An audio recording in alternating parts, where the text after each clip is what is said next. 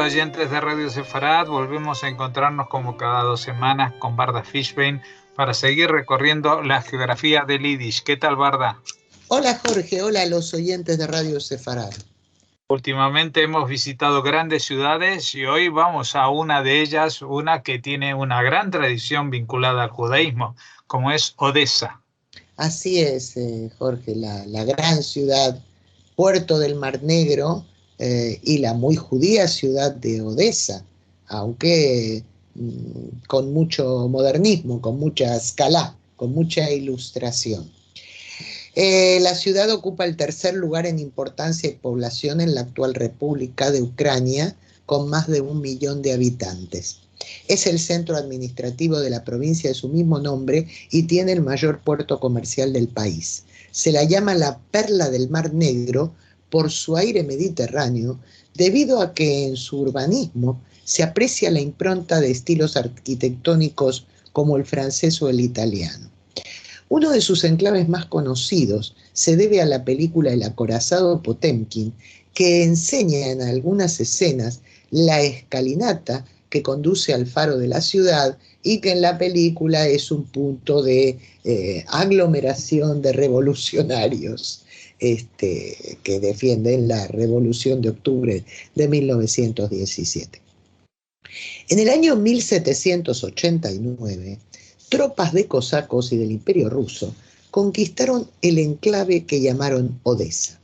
Ese territorio había estado poblado desde muy antiguo, desde antes de la era común, por marineros griegos y tártaros primero, luego conquistado por los mongoles de Horda Dorada y sucesivamente por el Imperio Otomano y el Gran Ducado Polaco, que construyó ahí una fortaleza.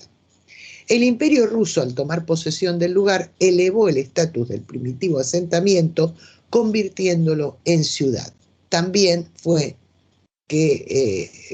los rusos quienes lo llamaron Odessa. Anteriormente se llamaba de otra manera. En cuanto a los judíos, su presencia en Odessa data del siglo XVI, es decir, es anterior a la conquista del Imperio Ruso. Y habrían llegado procedentes de otras zonas gobernadas por la corona polaca y se instalaron en el sur de Ucrania, ganándose la vida con el comercio y con la importación y exportación comercial, sobre todo de mercancías, desde Crimea hacia el continente. Es posible que entre esos primeros colonos haya habido judíos sefardíes también, procedentes precisamente de Crimea.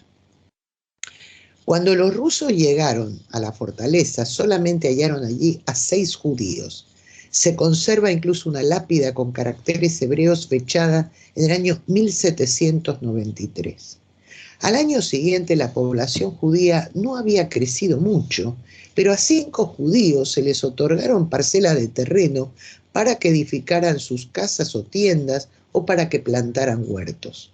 La Hebra Kadishá se fundó en 1795 y los judíos comenzaron ya desde entonces a participar en la administración municipal. La Keilah como tal, organizada y documentada, se creó en 1798 y en el mismo año se erigió la primera sinagoga cuya construcción, según consta en documentos, fue subvencionada por las autoridades locales, lo cual es una rareza, porque normalmente no les hacía mucha gracia a las autoridades no judías que se erigieran, como mucho lo toleraban o había un toma y daca, digamos, de comercio, de dinero, de impuestos. Pero en este caso hubo una subvención. Pronto hubo también un Talmud Torá y un rabino en la siguiente centuria, en el año 1809. Pero ya desde antes de esa fecha, finales del 18, la comunidad sostenía un Ekdesh o un hospicio para indigentes. Pese a mantener todas estas instituciones, en el año 1797 los judíos de la ciudad no pasaban de ser 135 personas, pero muy implicadas en la vida social y económica. Por ejemplo, como se ha mencionado, algunos tenían cargos en el gobierno municipal, que es lo que probablemente explica la subvención a la construcción de la sinagoga. En suma, en Odesa se dio un modelo muy raro en Rusia de judíos en papeles relevantes de la sociedad y la política desde épocas muy tempranas y que se mantuvo incluso hasta casi el final del siglo XIX. La actividad comercial de los judíos era vivamente fomentada por parte de las autoridades. Una de sus ocupaciones más frecuentes era la regencia en propiedad o en arrendamiento de las tiendas y tabernas de la zona. Como curiosidad, una de las profesiones liberales más extendidas entre las que practicaban los judíos era la de intérpretes entre el ruso, el polaco y el ucraniano, porque como procedían de diferentes zonas, podían hacer ese tipo de trabajo muy útil a las autoridades y a los comerciantes. Desde el siglo XIX, Odesa llegó a tener, ahora sí, una de las mayores comunidades judías de Ucrania. Fue el grupo étnico y religioso mayor de la zona numéricamente hablando, prácticamente durante toda esa centuria y hasta el final de la década de 1930 de la siguiente, del siglo XX, cuando la Segunda Guerra Mundial y la Shoah interrumpieron su crecimiento y diezmaron a la población judía local. Pero volviendo al siglo XIX, entre 1819 y 1859, Odesa pasó a ser Puerto Franco, lo que multiplicó con rapidez su desarrollo económico, ya que Rusia exportaba desde allí su inmensa producción de cereal, en gran parte cultivado en tierras ucranianas.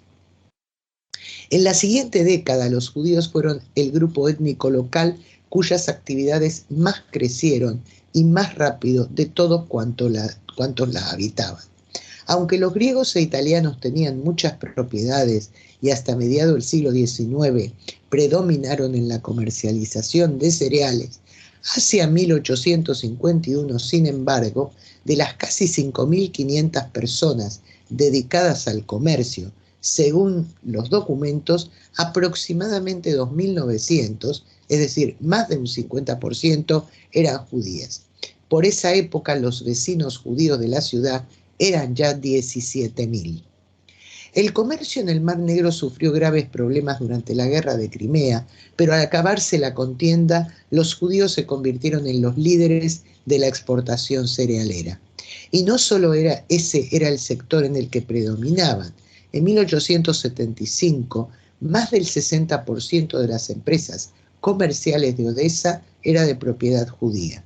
Iniciado el siglo XX, casi el 89% de la exportación de grano la realizaban empresas judías y miembros de la Keilah eran dueños de la mitad de las industrias de Odesa y 888 de los 1.410 talleres censados entonces les pertenecían.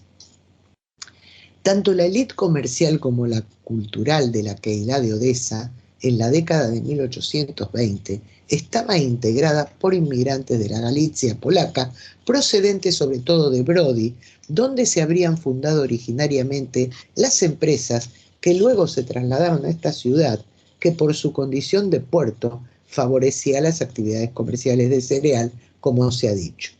En la década mencionada y la siguiente, llegaron desde Galicia unas 300 familias judías. Un ejemplo de las que llegaron a estar entre las más adineradas de Europa fueron los Efrusi, cuyo devenir como saga desde un shtetl de Polonia hasta convertirse en una potencia cerealera mundial, narra con brillantez el autor y ceramista descendiente de esta familia, Edmund de Waal, en su libro La liebre con ojos de ámbar. Una de las anécdotas que aparecen en la novela, que por lo visto es un hecho cierto, es que en algún momento en que se multiplicaban los pogromos en toda Rusia, en la Rusia zarista, la familia Efrusi se plantó y dijo que si se continuaba con una política de desprotección de los judíos, ellos pararían la exportación de cereal, con las graves pérdidas que esto conllevaría al imperio, con lo cual automáticamente hubo una política que, digamos, combatió en cierta medida el antisemitismo reinante. Al detentar el poder económico y la relevancia social que éste conllevaba, pronto los judíos galicianos fueron los naturales líderes comunitarios e imprimieron sus propias ideas a la vida religiosa local. Fue este grupo quien subvencionó la puesta en marcha de la primera escuela judía moderna de Odesa en 1829, y muchos de los maestros y directivos eran seguidores de la Scala. De modo que, a diferencia de otros sitios de la Europa del Este, los judíos ortodoxos no tuvieron demasiada influencia en Odesa. A la escuela citada siguió en el año 1835 la fundación de otra para niñas.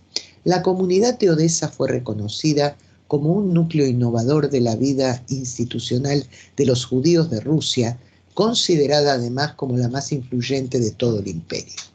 En Odesa se produjo también la reforma sinagogal por consenso comunitario, siendo una de las primeras donde así ocurría, sin necesidad de debates entre partidarios de una u otra línea religiosa. Destaca este fenómeno, ya que en otras grandes comunidades del Imperio ruso, incluso cuando la implicación de los judíos en el progreso económico y la apertura social y cultural fue igual de importante que la de Odesa, la diferencia fue que en esta ciudad las fuerzas ilustradas siempre tuvieron una influencia muchísimo mayor que las tradicionales. La Scala hacía notar su impronta en instituciones decisivas para la formación y el desarrollo de los niños y jóvenes vecinos judíos de la ciudad. Escuelas, sinagogas, periódicos y revistas, clubes, y hacia 1867 la mayor rama de la sociedad para la promoción de la cultura tras San Petersburgo, lo que constituyó un decisivo apoyo ideológico. Odesa fue en la década de 1860 el centro de la publicación judía del vasto imperio ruso. Entre ese año y 1871 aparecieron publicaciones de temática judía en lengua rusa, tales como Sion, entre otras, y en los mismos años Amelitz y Kol HaMevaser en hebreo y en yiddish. También por entonces nacieron y comenzaron a producir obras las más señeras editoriales de libros judíos. En la moderna escuela judía de la ciudad se habían graduado en el año 1852 aproximadamente 2.500 alumnos. En uno de los institutos de enseñanza secundaria hacia el año 1877, casi el 78% de los estudiantes eran judíos. Y las mismas cifras se producían en otras escuelas y también en las escuelas secundarias para niñas. Pero eso no era todo. A finales de la década de 1850, Odesa ya veía trabajar en sus profesiones a una segunda generación de judíos de lengua rusa que eran médicos o escritores. Y bien, hasta aquí, aquí vamos a cortar nuestra primera visita a la ciudad y a la gran Kehilá judía de Odesa, y vamos ya a hablar de uno de sus nativos judíos más célebres, por todos conocidos. El escritor, periodista y traductor, también militar y líder sionista, Zeev, nacido Vladimir Jabotinsky, que nació en el año 1880. Fue el mayor ideólogo de la corriente sionista revisionista y durante la Primera Guerra Mundial fundó la Legión Judía. Su familia de origen pertenecía a la clase alta judía de Odesa y la suya fue una educación laica y con poca influencia de la formación judía tradicional. Pero al fallecer su padre cuando él tenía 6 años, la familia comenzó a pasar apuros económicos y aunque algunos familiares recomendaron que sus hijos aprendieran algún oficio, su madre se empeñó en que tuvieran una sólida formación académica. Por esa época, Odesa se hallaba en el más alto nivel de progreso y cultura, con un importante activismo judío y sionista, pero Jabotinsky se educó en la cultura rusa. Ya en la adolescencia comenzó a destacar por sus características de liderazgo y su nivel de inteligencia crítica, cuando publicó en un periódico local una certera descripción del sistema de educación. Al acabar el Instituto de Estudios Secundarios, a los 16 años, ya lo enviaron como corresponsal a Berna, en Suiza, y luego a Italia. Sus artículos los firmaba, por entonces, con el seudónimo Altalena, palabra que en italiano significa columpio. En Berna se sumó un grupo de estudiantes rusos en Suiza, en el seno del cual nació su interés por el socialismo y el sionismo. Comenzó la carrera de Derecho en la Universidad de Roma a los 18 años, pero adquirió el título de abogado cuando regresó a Rusia. Por sus artículos y crónicas escritos en Italia, cobró fama como uno de los periodistas jóvenes más reconocidos en lengua rusa. Más tarde también publicaría en yiddish y en hebreo. Fue el trágico pogromo de Kishinev, ocurrido en el año 1903, lo que determinó que Jabotinsky se uniera al movimiento sionista, donde pronto adquirió influencia y liderazgo. La época permitía presagiar, tal como ocurrió, qué se sucedería en los pogromos, de modo que él organizó la Organización Judía de Autodefensa, formada por grupos combatientes judíos que defendían a las comunidades de Rusia frente a los ataques antisemitas. Aprendió hebreo moderno y convirtió su nombre de nacimiento, que era Vladimir, como hemos dicho, en la palabra hebrea que significa lobo o zeev. Ferviente defensor de los derechos de las minorías de Rusia, sobre todo la judía, fue escogido como delegado al sexto Congreso Sionista que se celebró en Basilea, Suiza, en 1902. Este fue el último congreso del que participó Theodor Herzl. Tras la muerte de Herzl en 1904, Jabotinsky se convirtió en el líder de la derecha sionista y propició la extensión de la cultura y la lengua hebrea en todo el Imperio ruso y propuso establecer la Universidad Hebrea de Jerusalén. En el año 1923 creó el movimiento juvenil sionista Beitar, o asimismo el primer comandante de la organización Irgun, o Etzel por las siglas en hebreo de Irgun Tzvai Leumi, o Organización Militar Nacional, una organización paramilitar fundada en el año 1931 y que operó bajo mandato británico hasta la independencia del Estado de Israel en 1948, al igual que fundó la Organización Sionista Revisionista. Su legado son miles de páginas de trabajos y documentos, entre correspondencia, artículos, discursos y libros que siguen sirviendo de guía e inspiración a los sionistas revisionistas. En 1940, Jabotinsky se encontraba en un campamento de Beitar que se estaba realizando a las afueras de Nueva York y fue allí donde falleció. En su testamento pidió ser inhumado en el futuro Estado judío, lo que fue cumplido siendo primer ministro israelí Levi Eshkol en el año 1964. De modo que sus restos están enterrados en el cementerio del Monte Herzl, en Jerusalén.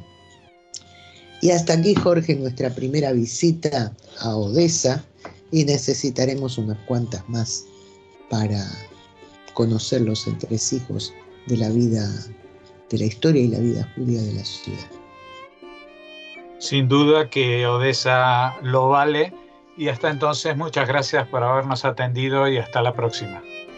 Hasta la próxima.